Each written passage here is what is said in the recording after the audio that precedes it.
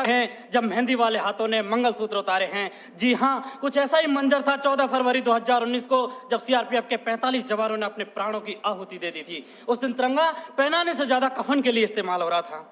आदरणीय अध्यक्ष महोदय, सम्मान्य निर्णायक मंडल एवं उपस्थित साथियों, मैं सीआईएसएफ से उप निरीक्षक पिंटू राम मीणा आज के वाद विवाद के विषय को केंद्रित करते हुए विपक्ष में अपने विचार प्रस्तुत करना चाहूंगा। महोदय, मैं एक सैनिक हूं और मेरे लिए तो संविधान ही गीता है, बाइबल है, कुरान है तथा भारतीय संविधान के अनुच्छेद 33 के तहत मेरे मौलिक अधिकार इसलिए छीने गए हैं ताकि मैं देश की रक्षा कर सकूं, देश के आत्मसम्मान और मान मर्यादा को बचा सकूं। उतना ही नहीं, माननीय सर्वोच्च न्यायालय द्वारा 1964 में रामस्वरूप बनाम भारत संघ मामले में स्पष्ट किया है कि एक सैनिक के लिए राष्ट्रीय सुरक्षा ही सर्वोपरि है।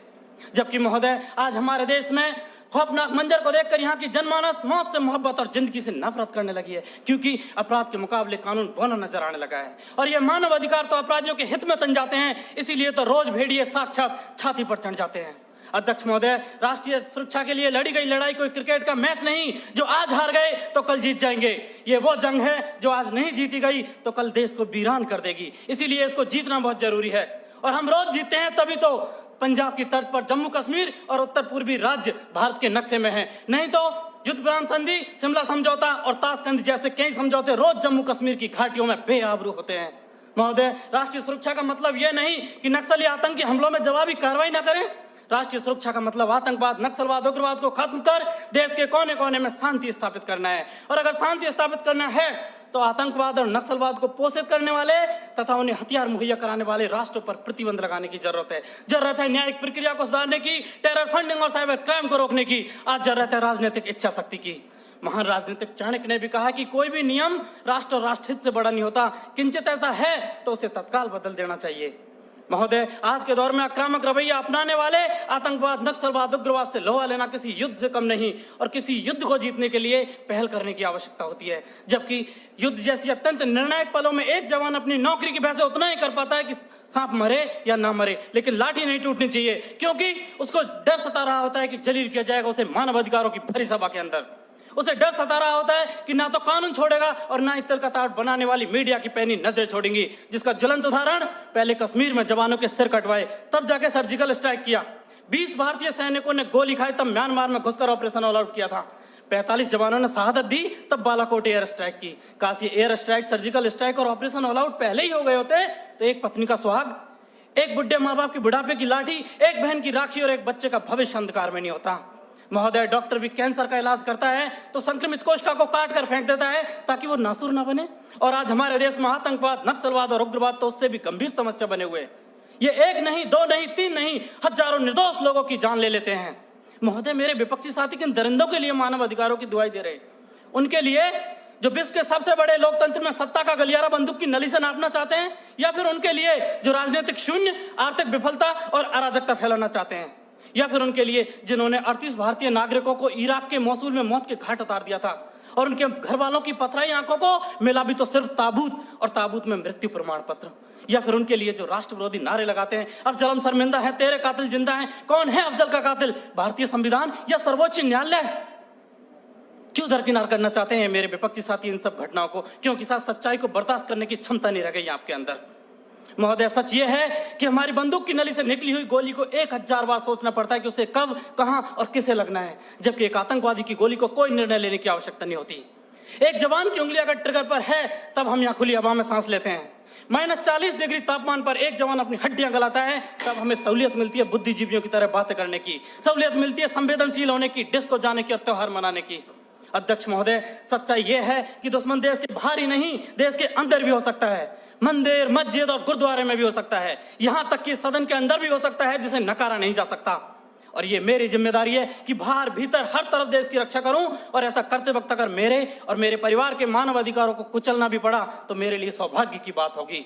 अंत में फैसला माननीय निर्णायक मंडल के ऊपर छोड़ते हुए भूतपूर्व प्रधानमंत्री श्री अटल बिहारी वाजपेयी जी की चंद पंक्तियों के साथ मेरी वाणी को विराम देना चाहूंगा कि ये बंधन की भूमि है, अभिनंदन की भूमि है, ये तर्पण की भूमि है, ये अर्पण की भूमि है, इसका कंकर कंकर संकर है, इसका बिंदु बिंदु गंगा जल है। हम जिएंगे तो इसके लिए, मरेंगे तो इसके लिए, और मरने के बाद गंगा में बहती हुई हमारी अस्थियों से कोई कान लगाकर सुनेगा तो सिर्फ एक ही आवाज आएगी, भारत माता की जय।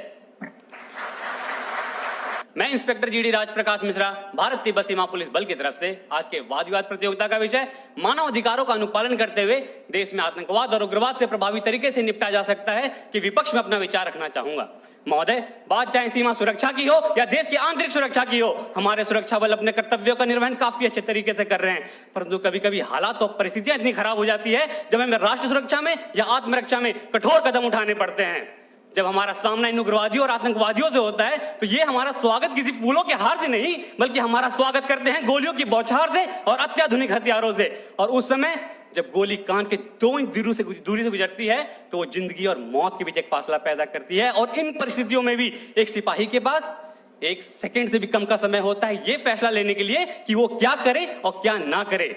जबकि आज हमारे देश में एक न्यायपालिका को भी एक फैसला लेने में कई दशक लग जाते हैं। आसान नहीं होता फौजी कहलाना, आसान नहीं होता फौजी कहलाना, जज्बातों को पिघलाकर रगों में लोहा भरना पड़ता है।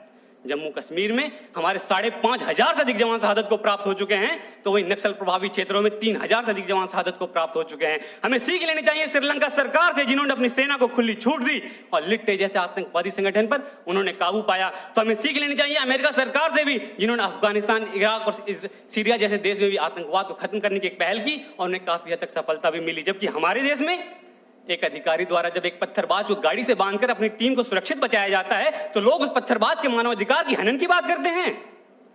तो मैं आपको बताना चाहता हूं, अगर 10 व्यक्तियों की जान को बचाने के लिए एक व्यक्ति के मानवाधिकार का हनन कुछ समय के लिए हो भी जाए तो ये किसी भी सैद्धांतिक धरातल पर गलत नहीं है। आज लोहे का स्वाद लोहार से नहीं बल्कि उस घोड़े से पूछना चाहिए जिसके मुंह में लगाम लगी होती है।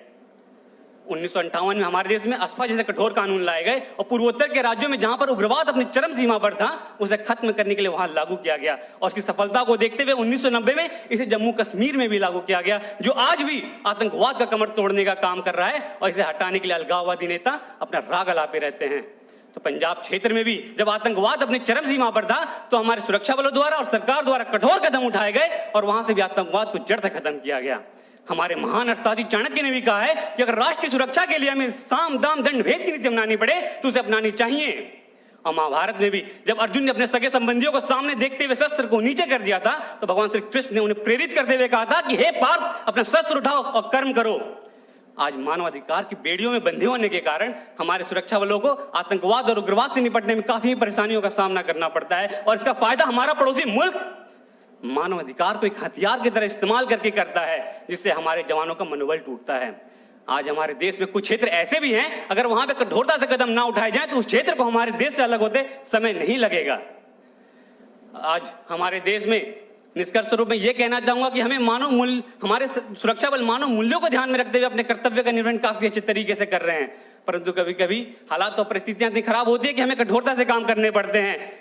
जबकि हमारे मानव मूल्यों को ध्यान में रखते हुए हमारे सुरक्षा बल हमारे देश में समय समय पर आने वाले प्राकृतिक आपदा के समय काफी अच्छा काम करते हैं और सीमावर्ती इलाकों में भी सिविक एक्शन प्रोग्राम और बॉर्डर एरिया डेवलपमेंट जैसे प्रोग्राम चलाकर लोगों के मानव मूल्यों को बढ़ाते हैं। और हमारे देश में हमारे आज अजमल कसाब जैसा आतंकवादी, इनका कोई जाति, धर्म, मजहब, नाम पहचान न होने के कारण आसानी से देश में घुस आते हैं और मुंबई हमले को अंजाम देते हैं, जिसमें हमारे देश के 166 निर्दोष व्यक्ति मारे जाते हैं। तो आदिल अहमद डार जैसे आतंकवादी पुलवामा हमले को अंजाम देते हैं आम जनता के बीच में छुप कर रहते हुए, और हमारे सीआरपीएफ के 44 जवान शहादत को प्राप्त हो जाते हैं। तो अब इनको इन्हीं की भाषा में मुंह तोड़ जवाब देते हुए हमारे सुरक्षा बलों ने पठानकोट, बालाकोट, उरी जैसे सर्जिकल स्ट्राइक भी किया और आतंकवाद को जड़ से खत्म करने का भी काम कर रहे हैं। और अंत में निष्कर्ष रूप में यही कहना चाहूंगा एक फौजी के तर्ज में कि कभी ठंड में ठिठुर कर देख लेना, कभी ठंड में ठिठुर कर देख लेना, कभी तपती धूप में जलकर देख लेना कैसे होती है हिफाजत मुल्क की, कभी वर्दी पहनकर देख लेना। जय हिंद, जय भारत।